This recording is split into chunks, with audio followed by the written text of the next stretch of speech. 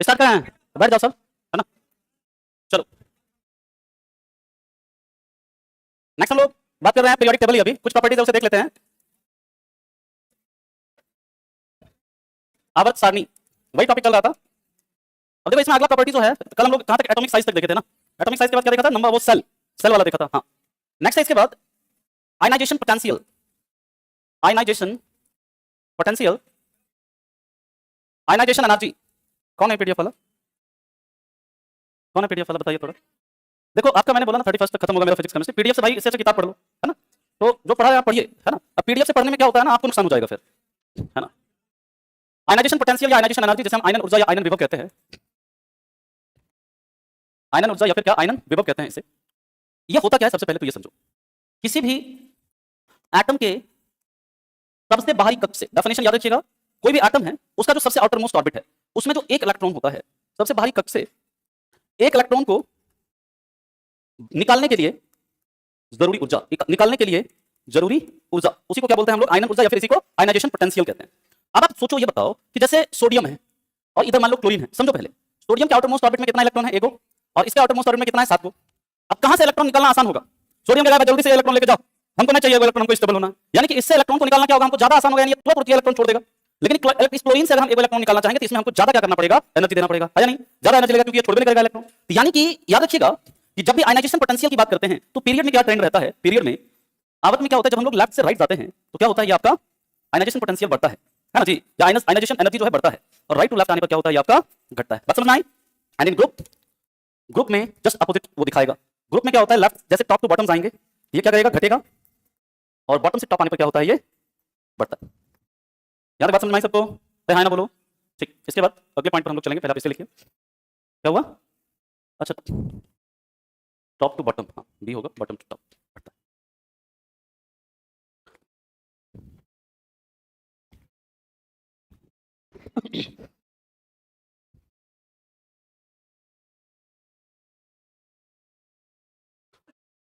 क्या हुआ? समझा दें? फिर से समझा देते हैं, कोई बात नहीं है, समझो, फिर से समझा देते हैं, समझ लीजिए। ये पीरियोडिक टेबल में समझा है? अच्छा ठीक है, उसमें समझा देते। अभी कर रहे हैं, देखो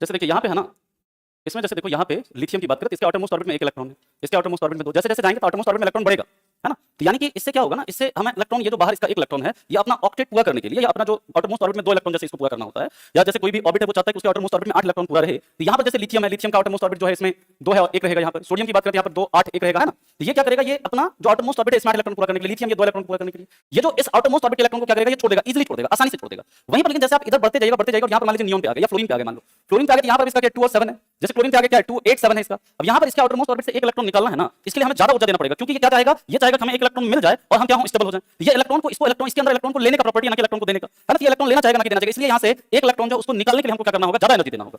तो वही एक इलेक्ट्रॉन, कोई भी एटम जो है उसका एक इलेक्ट्रॉन, उसके सबसे बाहरी कक्ष से एक इलेक्ट्रॉन को बाहर निकालने के लिए जो हमको एनर्जी देना पड़ता है, उसी को हम क्या बोलते हैं? आयनाइजेशन एनर्जी, या फिर उसी को बोलते हैं आयनाइजेशन पोटेंशियल। यही वजह है कि जैसे जैसे हम बाएं से दाएं की तरफ जाएंगे तो वहां पर क्या होगा? वहां पर आपका ये क्या करेगा? बढ़ेगा। और टॉप टू बॉटम जाने पर ये क्या होता है? घटता है। तो वही चीज मैंने यहाँ पर लिखा है कि ये पीरियड में लेफ्ट से राइट जाएंगे तो क्या होता है? बढ़ता है। और राइट से लेफ्ट आने पर क्या होता है? घटता है। ग्रुप में टॉप टू बॉटम जाने पर घटता है, और बॉटम टू टॉप में आने पर क्या होता है? बढ़ता है। अब देखो, आपसे पूछा जाता है कि सबसे ज्यादा आयनाइजेशन पोटेंशियल किसका होता है? सबसे ज्यादा आयनन ऊर्जा किसकी होती है? सबसे ज्यादा आयनन ऊर्जा होती है, याद रखिएगा, हीलियम की। किसकी होती है? हीलियम। और सबसे कम जो आयनन ऊर्जा होती है, सबसे कम आयनन ऊर्जा जो होती है वो किसकी होती है? याद रखिएगा, सीजियम की। किसकी होती है? सीजियम। और सीजियम का यूज कहां पर होता है? एटॉमिक क्लॉक में। सीजियम और गैलियम जो है हाथ में क्या होता है? रखने पर पिघल जाता है ना। इसके बाद की बात करते हैं। अब देखिए, एक ना आपसे ये चीज लिख लीजिएगा, इंपॉर्टेंट है। आपसे पूछ लेता है एटॉमिक साइज में ना, चार्ज से रिलेटेड आपसे पूछ लेता है एटॉमिक साइज में, इसको आप अलग से लिख लो, फिर अभी हम अगले उस पर चलेंगे। एटॉमिक साइज की बात करें ना तो ये डायरेक्टली प्रोपोर्शनल होता है किसके? एनायन के, है ना। और एटॉमिक साइज जो होता है, जैसे सवाल कैसे बनेगा वो भी मैं आपको बताऊंगा। And atomic size inversely proportional होता है किसके? कैटायन के। कैटायन मतलब क्या? धनायन। और इसका मतलब क्या? ऋणायन। समझना पहले इस कॉन्सेप्ट को, और इसे कहेंगे हिंदी में परमाणु आकार। आपसे सवाल कैसे पूछेगा कि क्वेश्चन दे देगा ये कि एल्यूमिनियम प्लस प्लस प्लस, इसके बाद दे देगा आपका मैग्नीशियम प्लस प्लस, इसके बाद दे देगा आपका सोडियम प्लस, है ना। और बोल देगा कि इसका आप एटॉमिक साइज जो बढ़ते हुए क्रम में सजाइए, या इसका एटॉमिक साइज जो घटते हुए क्रम में सजाइए। तो यहां पर देखो, जैसे जैसे आपका जितना, जिसका चार्ज कम होगा ना, यहां पर देखो, जिसका चार्ज कम उसका एटॉमिक साइज क्या होगा? ज्यादा।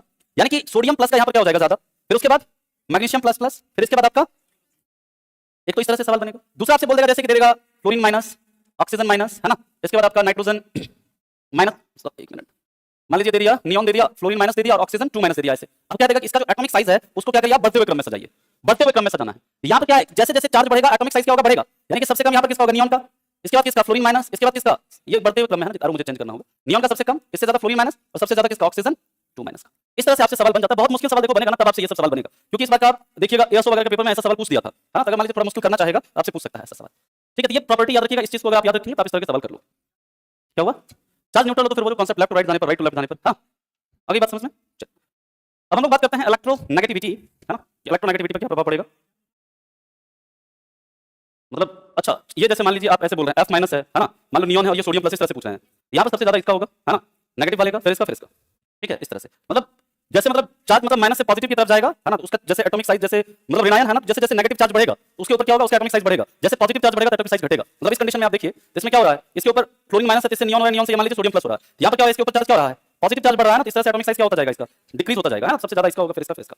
आगे बात समझ रहे हैं, हाँ बिल्कुल, यहाँ पर एटॉमिक साइज क्या है, डायरेक्टली प्रोपोर्शनल टू एनायन, है ना, atomic size inversely proportional to cation. आप यहाँ पर ये देखिए ना कि इसका जो चार्ज है नेगेटिव से किधर जा रहा है, पॉजिटिव की तरफ जा रहा है ना, यानी कि चार्ज क्या है इसके ऊपर इंक्रीज हो रहा है ना, तो एटॉमिक साइज होता जाएगा, क्या होता जाएगा, डिक्रीज होता जाएगा, उस तरह से, है ना। बस ये कॉन्सेप्ट याद रखिए, ये दो एग्जांपल याद रख लो, आपका एग्जाम में काम हो जाएगा, इससे ज्यादा बहुत ज्यादा इस पर वो नहीं करना है। क्या हुआ, कंडीशन कई सारी कंडीशन, लेकिन वो आपके काम का नहीं है, इसमें ना बहुत सारी कंडीशन है इसमें, ये तो मैंने बहुत सिंपल तरीके से आपको बताया है, लेकिन उस डीप में जाने का मतलब है कोई मतलब नहीं है, उसमें भी क्या होता है ना कि डिपेंड करेगा यहाँ पर इसके एटम के ऊपर, है ना, कि इसमें आप जैसे यहाँ से नीचे जाएंगे, यहाँ से नीचे जाएंगे, सबका अलग अलग कंडीशन होता है ना, तो उसमें मत जाइए, उतना आपके काम का नहीं है वो। बस आप ये दो चीज याद रखो कि अगर एनायन है, एनायन में क्या होता है, एटॉमिक साइज बढ़ता है, एटॉमिक साइज घटता है क्या नहीं, वो दो एग्जांपल याद रखिए, काम आपका इससे हो जाएगा एग्जाम में। अगला है इलेक्ट्रोनेगेटिविटी। यहां से आपसे काफी सवाल बनेगा, जैसे हम लोग कहते हैं विद्युत ऋणात्मकता। विद्युत ऋणात्मकता की बात करते हैं, कोई भी एटम जो है उसके द्वारा एक इलेक्ट्रॉन को प्राप्त करने का जो गुण होता है, किसी भी एटम के द्वारा एक इलेक्ट्रॉन को प्राप्त करने के गुण को, एक इलेक्ट्रॉन को प्राप्त करने के गुण को इलेक्ट्रोनेगेटिविटी कहते हैं, इलेक्ट्रोनेगेटिविटी या विद्युत ऋणात्मकता कहते हैं। यानी कि जो इलेक्ट्रॉन को प्राप्त करने का गुण किसमें होता है जी, नॉन मेटल में, यानी नॉन मेटल जो होगा वो कैसा होगा, इलेक्ट्रोनेगेटिव होगा। इलेक्ट्रॉन को डोनेट करने का गुण किसमें मिलता है, मेटल में, तो ये उसका जस्ट अपोजिट हो जाता है कि किसी भी एटम के द्वारा एक इलेक्ट्रॉन को छोड़ने का जो टेंडेंसी होता है उसको क्या बोलेंगे, इलेक्ट्रोपॉजिटिव। अगर आपसे आप स्टेटमेंट दे दे, मान लीजिए जैसे स्टेटमेंट वाला क्वेश्चन बनता है, दे दे स्टेटमेंट कि non metals are electropositive in nature, सही होगा कि गलत, कि अधातु जो होते हैं वो प्रकृति में क्या होते हैं, विद्युत धनात्मक होते हैं, गलत हो जाएगा ना जी, क्योंकि वो तो इलेक्ट्रोनेगेटिव होगा। अगर आपसे स्टेटमेंट दे दे कि metals are electropositive in nature, यानी धातु नेचर में कैसे होते हैं, विद्युत धनात्मक होते हैं, तो सही होगा। इस तरह का स्टेटमेंट वाला सवाल बन जाएगा आपसे। तो यहां पर देखिए पीरियड में अगर हम चलेंगे, पीरियड में तो लेफ्ट में क्या आता है, पीरियड में मेटल, राइट में क्या आता है, नॉन मेटल, तो बताओ लेफ्ट से राइट जाने पर क्या होगा, इलेक्ट्रोनेगेटिविटी क्या होगा, बढ़ेगा ना जी, काय के लेफ्ट में मेटल, राइट में नॉन मेटल, राइट से लेफ्ट में आइए घटेगा, टॉप टू बॉटम आप ग्रुप में समूह में आप चलो टॉप टू बॉटम, तो क्या होगा, ये बढ़ेगा, और बॉटम टू टॉप, और ये उल्टा मैंने लिख दिया, ये घटेगा और ये बढ़ेगा, ठीक है, कॉन्सेप्ट समझ में आ गया ये। अब इसमें आपसे पूछेगा सबसे ज्यादा इलेक्ट्रोनेगेटिव कौन, सबसे ज्यादा इलेक्ट्रोपॉजिटिव कौन, तो वो सब अभी हम लोग लिखते हैं, फिर अगली प्रॉपर्टी की तरफ चलते हैं, दैट इज इलेक्ट्रोपॉजिटिविटी। चलो चल रहे हैं, क्या हुआ, फिर से समझा दो, नहीं आया समझ में, कोई बात नहीं, फिर से समझा देते हैं, समझा,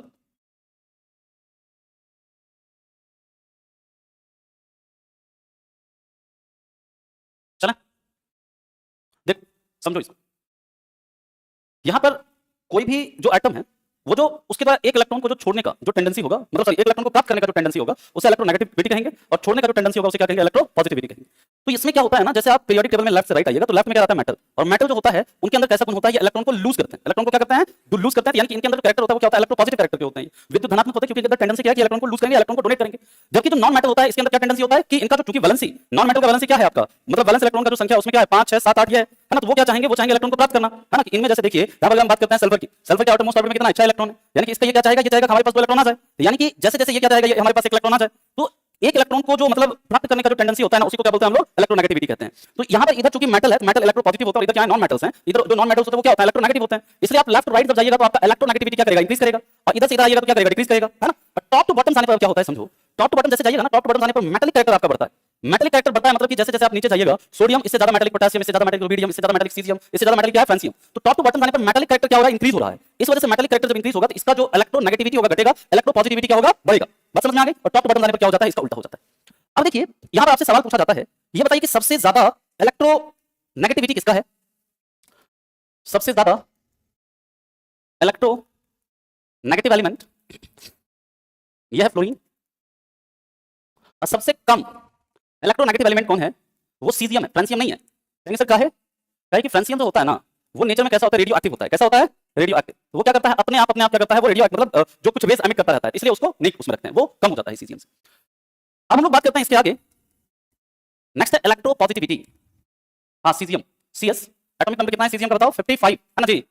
इलेक्ट्रोपॉजिटिविटी, विद्युत धनात्मकता, ये जस्ट उसका नेगेटिव होगा, सब कुछ यहां पर जस्ट उसका अपोजिट होगा, धनात्मकता। तो इसके बारे में लिख लेना, किसी एटम के द्वारा एक इलेक्ट्रॉन, किसी एटम के द्वारा एक इलेक्ट्रॉन प्राप्त, एक इलेक्ट्रॉन छोड़ने के गुण को विद्युत धनात्मकता कहते हैं। और पीरियड में क्या ट्रेंड है? लेफ्ट टू राइट जाइए, ये क्या होगा? घटेगा, अपोजिट होगा उसका, राइट टू लेफ्ट में बढ़ेगा, टॉप टू बॉटम में ग्रुप में टॉप टू बॉटम बढ़ता है और बॉटम टू टॉप घटता है।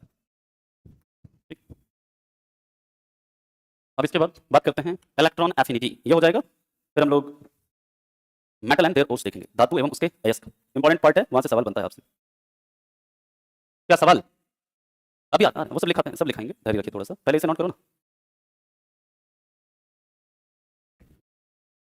बोलिए, कोई डाउट है? सबसे कम आयनन ऊर्जा, हाँ हाँ ठीक है, क्योंकि फ्रांसियम में क्या होता है ना, एक्चुअली में वो रेडियो एक्टिव हो जाता है नेचर में, है ना, इसलिए वो अपने आप ही एमिट करता रहता है, इसलिए उसको हम लोग नहीं वो करते हैं ना। चलो नेक्स्ट हम लोग बात करते हैं इसके बाद। अगर आपसे पूछे, देखो यहाँ से सवाल क्या बनेगा, सबसे ज्यादा इलेक्ट्रोपॉजिटिव एलिमेंट, सबसे कम जो इलेक्ट्रोनेगेटिव वही सबसे ज्यादा इलेक्ट्रोपॉजिटिव होगा, हाँ या ना बोलो? तो सबसे ज्यादा इलेक्ट्रोपॉजिटिव कौन हो जाएगा? सीजियम। एग्जाम का जो डिमांड है, आप देखिएगा पेपर में यहाँ से खूब सवाल बनता है। सबसे कम इलेक्ट्रोपॉजिटिव एलिमेंट क्लोरीन। इसके बाद याद रखिएगा आपसे पूछता है सबसे ज्यादा इलेक्ट्रोनेगेटिविटी वाला ग्रुप, यानी कि सबसे ज्यादा इलेक्ट्रोनेगेटिव एलिमेंट वाला ग्रुप या फिर सबसे ज्यादा इलेक्ट्रोनेगेटिविटी वाला ग्रुप कौन सा है? 17वां हो जाएगा, हाँ या ना बोलो? अगर आपसे पूछ दे सबसे कम इलेक्ट्रोनेगेटिविटी या सबसे ज्यादा इलेक्ट्रोपॉजिटिविटी वाला ग्रुप, बताओ सबसे ज्यादा इलेक्ट्रोपॉजिटिविटी वाला ग्रुप कौन सा हो जाएगा? इलेक्ट्रोपॉजिटिव एलिमेंट वाला ग्रुप। अरे बताइए, फर्स्ट ग्रुप हो जाएगा। यानी फर्स्ट ग्रुप, अगर आपसे स्टेटमेंट मान लो दे दे कि alkali metals are highly electro मतलब हाईली इलेक्ट्रोपॉजिटिव, सही है कि गलत है? कि क्षारीय धातु जो होते हैं उनकी विद्युत धनात्मकता काफी उच्च होती है। आपसे आप दे दे स्टेटमेंट की हैलोजन जो है ये हाईली इलेक्ट्रोनेगेटिव होते हैं, सही है ना? इस तरह का सवाल आपसे बनेगा। हाँ फर्स्ट ग्रुप तो भी, क्योंकि अल्कली मेटल्स है ना, अल्कली मेटल्स तो फर्स्ट ग्रुप में ही है ना जी, अल्कली मेटल फर्स्ट। आप शायद पीरियोडिक टेबल का क्लास नहीं, हाइड्रोजन तो एक्सेप्शन है ना जी, है ना? हाँ तो वो एक्सेप्शन है। हाँ अगर ये दे दे कि all elements in first group are highly मतलब इलेक्ट्रोपॉजिटिव, तो फिर वहां पर उसको क्या करेंगे आप? वो करेंगे। ठीक है, चलो हालांकि ये सब आपसे बस जितना लिखा रहे हैं इसके बाहर आपसे नहीं बनेगा सवाल, यही सब सवाल आपसे पूछेगा अगर पूछेगा तो। आगे पॉइंट पर चलें। अब होता है इलेक्ट्रॉन एफिनिटी। इलेक्ट्रॉन एफिनिटी या फिर जैसे हम लोग कहते हैं विद्युत बंधुता। विद्युत बंधुता, विद्युत बंधुता का मतलब क्या होता है समझो। कोई भी एटम है ना, जब उसे आउटरमोस्ट ऑर्बिट से इलेक्ट्रॉन निकालिएगा तो वो क्या करता है? कुछ एनर्जी रिलीज करता है। बात तो समझिए, कोई भी एटम है जब उससे एक इलेक्ट्रॉन आप निकालिएगा, इलेक्ट्रॉन को निकालने पर वो क्या करता है? कुछ एनर्जी को क्या करता है? रिलीज करता है ना? तो इलेक्ट्रॉन एफिनिटी का मतलब क्या होता है? किसी एटम के सबसे बाहरी कक्ष से एक इलेक्ट्रॉन निकालने पर, कितना इलेक्ट्रॉन? एक इलेक्ट्रॉन निकालने पर मुक्त ऊर्जा, यानी इलेक्ट्रॉन निकालने पर कितना एनर्जी वो रिलीज कर रहा है? मुक्त ऊर्जा, उसी को क्या बोलते हैं? इलेक्ट्रॉन एफिनिटी या इलेक्ट्रॉन बंधुता। पीरियड में top to bottom, left to right जाइए, क्या होगा? इंक्रीजेस, क्या करता है? ये बढ़ता है। यानी electron affinity left to right period में क्या होता है? बढ़ता है। राइट टू लेफ्ट क्या होता है? घटता है। और ग्रुप में टॉप टू बॉटम जाने पर घटता है और बॉटम टू टॉप जाने पर क्या होता है? बढ़ता है। और यहां पर नोट में 2 पॉइंट लिख लेना। पहला, सबसे ज्यादा इलेक्ट्रॉन एफिनिटी वाला तत्व, यहां पर क्लोरीन नहीं है, क्लोरीन है एक्सेप्शन है ना। सबसे ज्यादा विद्युत बंधुता वाला तत्व, हाँ विद्युत बंधुता वाला तत्व कौन है? क्लोरीन। और क्लोरीन को कौन खोजा है? सिले। कौन खोजा है? सिले। और सबसे कम इलेक्ट्रॉन एफिनिटी वाला तत्व सीजियम। सबसे कम इलेक्ट्रॉन एफिनिटी वाला तत्व सीजियम, इसलिए तो इसका यूज कहां पर? एटॉमिक क्लॉक वगैरह में करते हैं ना। ठीक है, अब इसके आगे चलते हैं हम लोग। Next metallic character and non metallic character की बात करते हैं। मेटालिक और नॉन मेटालिक कैरेक्टर पर क्या फर्क पड़ेगा?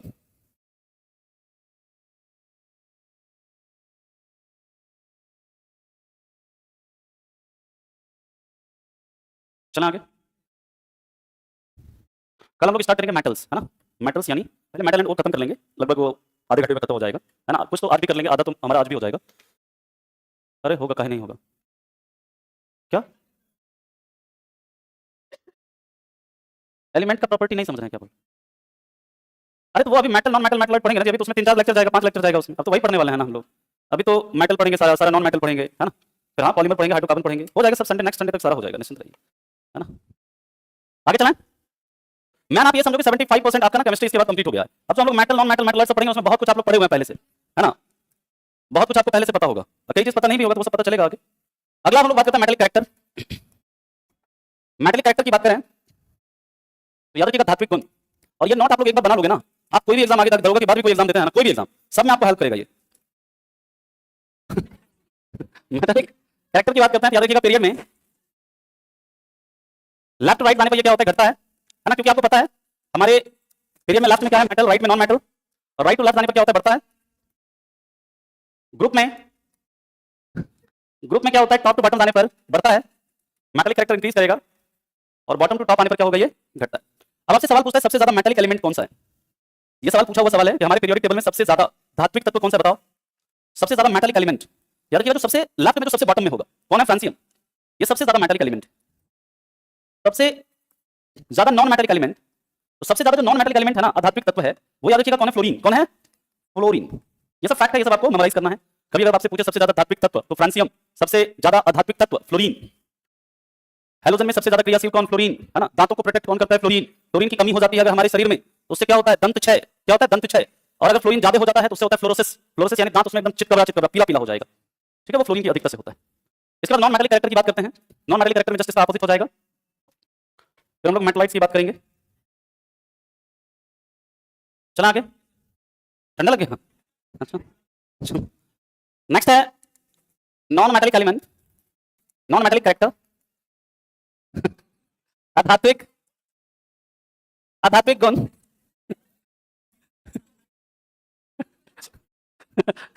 मैसेज आ जाना बेबी, कितना पढ़ोगे आप।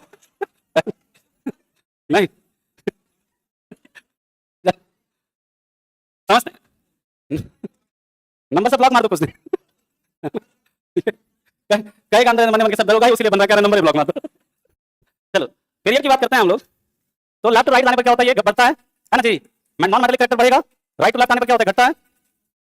और ग्रुप में देखिए सिंपल है, ये जस्ट इसका अपोजिट है, मेटल का जस्ट अपोजिट है। आपको पता है कि मेटल जो है हमारा पीरियोडिक टेबल जो है, इसमें लेफ्ट में क्या मिल रहा है, लेफ्ट में मेटल, राइट में क्या, नॉन मेटल। तो जैसे जैसे लेफ्ट से राइट जाएंगे तो क्या होगा, मेटल कैरेक्टर घटेगा, नॉन मेटल कैरेक्टर क्या होगा, बढ़ेगा। तो वही बात है, नॉन मेटल कैरेक्टर क्या हो रहा है, लेफ्ट टू राइट जाने पर बढ़ता है, राइट टू लेफ्ट जाने पर क्या हो रहा है, घटा है। ग्रुप में टॉप टू बॉटम जाने पर ये आपका क्या होता है, नॉन मेटल कैरेक्टर घटता है, और बॉटम से टॉप जाने पर बढ़ता है। That's it. अब हम लोग बात करते हैं मेटलॉइड्स। मेटलॉइड्स के बारे में बात करते हैं। टाइम हो गया, हाँ? कोई बात नहीं है, होने दीजिए। मैं तो सोच रहा हूँ कल से टाइम 9:30 के बजाय 10 कर दूं। है ना? चलो अब धातु की बात करते हैं। इसकी संख्या कितनी होती है, 7 होती है। ये किसमें मिलते हैं, ये पी ब्लॉक में मिलते हैं। इन्हें स्टेयर एलिमेंट, सीढ़ीनुमा तत्व, या फिर इसी को बॉर्डर एलिमेंट, सीमावर्ती तत्व भी कहते हैं। इसका एग्जांपल याद रखिएगा, कई बार आपसे पूछता है ना कि इसमें कौन सा मतलब मेटलॉइड है, कौन सा नहीं है। इसका देखो यहाँ पर ना पीरियोडिक टेबल में आप देखो, हाँ ये पीरियोडिक टेबल है, यहाँ पर ध्यान से समझिए। ये बोरॉन है, silicon, germanium, arsenic, antimony, tellurium, polonium. और कई जगह पर क्या होगा, कई किताब में पोलोनियम नहीं देगा, एस्टेटिन, है ना। कई जगह पर पोलोनियम होगा या फिर कई जगह पर एस्टेटिन होगा, तो दोनों में से कोई एक ही होगा। तो एग्जाम में देखिए कभी भी अगर आपसे आएगा ना तो दोनों में से कोई एक ही रहेगा, क्योंकि कई एनसीईआरटी, कुछ एनसीईआरटी में भी ऐसा है, एनसीईआरटी में कहीं पर पोलोनियम दिया है, कहीं पर आपका एस्टेटिन दिया है, अलग अलग एनसीईआरटी में आप देखिएगा। तो लिख लीजिएगा इसका boron, silicon, germanium, arsenic, antimony, sir antimony है ना जी, टेल्यूरियम, इसके बाद फिर पोलोनियम या फिर एस्टेटिन।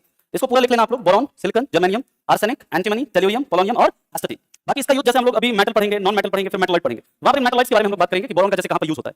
बोरॉन का यूज कहां पर होगा, न्यूक्लियर रिएक्टर में कंट्रोल रॉड्स के रूप में। साथ ही साथ याद रखना जो कांच होता है, कांच को इलेक्ट्रिकली वो बनाने के लिए क्या कहते हैं, विद्युत प्रतिरोधी बनाने के लिए, विद्युत रोधी बनाने के लिए बोरॉन का यूज किया जाता है। सिलिकॉन, जर्मेनियम जो है, इसका यूज कहां पर होता है, सेमीकंडक्टर इंडस्ट्री में, है ना। सिलिकॉन जैसे एक सिलिकॉन का एक अयस्क है, सिलिकॉन ऑक्साइड, इसको क्या बोलते हैं, सिलिका। इसका यूज कहां पर होता है, कांच में, है ना, कांच उद्योग में यूज होता है। जैसे इसका एक अयस्क है सिलिकॉन कार्बाइड, सिलिकॉन कार्बाइड इसको क्या बोलते हैं, कार्बोरेंडम। क्या बोलते हैं इसको, कार्बोरेंडम, या फिर इसी को कृत्रिम हीरा कहते हैं। ठीक है, तो ये सब हम लोग आगे पढ़ेंगे इसके यूजेस के बारे में। अब हम लोग बात करते हैं मेटल एंड देयर ओर्स, धातु एवं उसके अयस्क। एस्टेटिन के बारे में याद रखना कि एस्टेटिन जो है हमारे अर्थ क्रस्ट में सबसे कम मात्रा में मिलने वाला तत्व है, इसलिए एस्टेटिन को क्या बोलते हैं, रेयर अर्थ एलिमेंट कहते हैं। पोलोनियम का हमारे नेचर में सबसे ज्यादा समस्थानिक है, पोलोनियम सबसे ज्यादा रेडियो एक्टिव एलिमेंट है ना, जिसको खोजने वाले कौन थी, मैडम क्यूरी। पोलोनियम का कितना समस्थानिक है, 27 को। चलो चलो अब हम लोग बात करते हैं इसके आगे, मेटल एंड देयर ओर्स। ये आप लोगों को पता है ना, नेशनल केमिकल लेबोरेटरी कहां पर है? पुणे में। कहां पर है? पुणे। धातु एवं इसके अयस्क। देखो सबसे पहले तो याद रखिएगा, कोई भी धातु हमारी प्रकृति में शुद्ध रूप में यानी प्योर फॉर्म में नहीं मिलती है। एक्सेप्शन है इसका गोल्ड, सिल्वर, प्लैटिनम। एक्सेप्शन लिख लीजिएगा, इसका अपवाद है सोना, चांदी और platinum. Gold, silver and platinum. Platinum को हम लोग क्या बोलते हैं? व्हाइट गोल्ड, है ना, व्हाइट गोल्ड कहते हैं। अब देखो ये जो आपका धातु है, धातु के साथ कुछ अशुद्धियां भी पाई जाती है, यानी कोई भी मेटल है ना वो आपको प्योर फॉर्म में नहीं मिलेगा। एक्सेप्शन है इसका गोल्ड, सिल्वर एंड प्लैटिनम। बाकी धातु के साथ क्या होता है? कुछ ना कुछ अशुद्धियां मिली रहती है। धातु के साथ कुछ अशुद्धियां मिली होती है। याद रखिएगा, धातु एवं इन अशुद्धियों के, धातु एवं इन अशुद्धियों के मिश्रण को क्या कहते हैं हम लोग? अयस्क कहते हैं। धातु और इन अशुद्धियों के मिश्रण को क्या कहा जाता है? अयस्क कहा जाता है। अयस्क यानी जैसे हम लोग कहते हैं ओर। और याद रखिएगा, अयस्क से यानी इन ओर से, इन अयस्क से अब क्या होगा? जैसे आयरन है, आयरन का हेमेटाइट है, हेमेटाइट से हम अगर शुद्ध आयरन प्राप्त करेंगे। जैसे लोहा है, उसका मतलब बताया एल्यूमिनियम का जैसे बॉक्साइट है, बॉक्साइट से जैसे हम लोग शुद्ध एल्यूमिनियम को प्राप्त करेंगे। ये जो प्रोसेस है ना, इस प्रोसेस को क्या बोलते हैं हम लोग? एक्सट्रैक्शन, या क्या बोलते हैं इसे? निष्कर्षण। क्या बोलते हैं? निष्कर्षण। यानी इन अयस्क से शुद्ध धातु को प्राप्त करने की विधि को, इन अयस्क से शुद्ध धातु को प्राप्त करने की विधि को निष्कर्षण कहते हैं, एक्सट्रैक्शन कहते हैं। एक्सट्रैक्शन या निष्कर्षण कहते हैं। अब देखो पहले इसे लिखिए, फिर चलते हैं इसके आगे।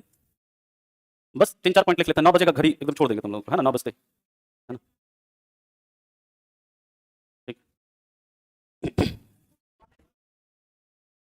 तुम लोग पढ़ेगा 9:30 बजे तक भी पढ़ा देंगे, लेकिन तब पढ़ेगा तब नहीं। अच्छा छोड़ो, कोई नहीं, कल जल्दी करवा देंगे। कल से सोच रहे 5 बजे से करवा देंगे, देखते हैं आ गया कल। हाँ अच्छा ठीक है, देखते हैं। चलो नेक्स्ट है, याद रखिएगा, इन अयस्क के निष्कर्षण से, देखो जब अयस्क का निष्कर्षण होगा उसमें जो एक तो हमें शुद्ध धातु मिल गया, साथ ही साथ जो अशुद्धि है वो भी तो मिलेगा ना जी। बात समझ रहे हैं? जो अयस्क है, अयस्क में क्या है? शुद्ध धातु और कुछ अशुद्धि है। इसका एक्सट्रैक्शन हुआ, निष्कर्षण हुआ, तो हमें शुद्ध धातु मिल गया। जैसे बॉक्साइट में एल्यूमिनियम है और ऑक्सीजन वगैरह, ये सब एल्यूमिनियम ऑक्साइड है वो, तो बॉक्साइट से हमें एल्यूमिनियम तो मिला, लेकिन साथ साथ कुछ इंप्योरिटी भी मिलेगा। तो याद रखिए, इन अयस्क के निष्कर्षण से प्राप्त अशुद्धि को गैंग कहते हैं। क्या कहते हैं? गैंग। गैंग कई बार आपके एग्जाम में पूछा जाता है कि गैंग किसे कहा जाता है? इन धातुओं के निष्कर्षण से प्राप्त मतलब अयस्क के निष्कर्षण से प्राप्त अशुद्धि को गैंग कहते हैं। और याद रखिएगा यहीं से एक नेशनल, हाँ गैंग, GANGU, वो वाला गैंग है जो तुम समझ रहे हो। नेशनल मेटलर्जिकल, ये लिख लीजिएगा, पूछ सकता है आपसे, नेशनल मेटलर्जिकल लैबोरेटरी। ये नागपुर में नहीं है, ये राष्ट्रीय धातु कर्म प्रयोगशाला, राष्ट्रीय धातु कर्म प्रयोगशाला, ये है जमशेदपुर में। कहां पर है? जमशेदपुर। और इसी के बगल में रांची। रांची में क्या है? भारतीय लाख रिसर्च इंस्टीट्यूट, लाख वाला, है ना, इंडियन लाख रिसर्च इंस्टीट्यूट, ठीक है। जमशेदपुर यानी टाटा नगर। और यहीं पे लिख लीजिएगा भारतीय खनन ब्यूरो, भारतीय खनन ब्यूरो, इंडियन मतलब माइनिंग ब्यूरो, ये नागपुर में। ये कहां पर है?